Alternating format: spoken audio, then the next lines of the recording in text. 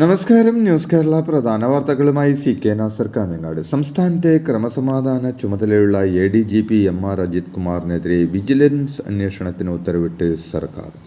സംസ്ഥാന പോലീസ് മേധാവി നൽകിയ ശുപാർശ അംഗീകരിച്ചുകൊണ്ടാണ് സർക്കാർ ഉത്തരവ്. അന്വേഷണ സംഘത്തെ ഇന്ന് തീരുമാനിക്കും.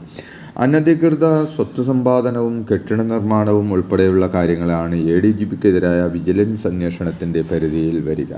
സസ്പെൻഷനിൽ തുടരുന്ന മുൻ SP Sujith ദാസിനെതിരെയും അന്വേഷണമുണ്ടാകും. ADGP MR Ajith കുമാറിനെ മാറ്റാത്ത മുഖ്യമന്ത്രി പിണറായി വിജയൻ്റെ നിലപാടിൽ അതൃപ്തി പരസ്യമാക്കി ഇന്നലെ CPI പരസ്യമായി രംഗത്ത് വന്നിരുന്നു. RSS നേതാക്കളുമായുള്ള കൂടിക്കാഴ്ചയിൽ വിശദീകരണം പോലും ഇല്ലെന്നിരിക്കെ ADGPയെ പുറത്താക്കണമെന്നാണ് CPI മുഖപത്രമായ ജനയുഗത്തിൽ CPI നേതാവ് പ്രകാശ് ബാബു തുറന്നടിച്ചിരുന്നു. അരിയിൽ ഷുക്കൂർ വധക്കേസിൽ കുറ്റപത്രം റദ്ദാക്കണമെന്ന് ആവശ്യപ്പെട്ടു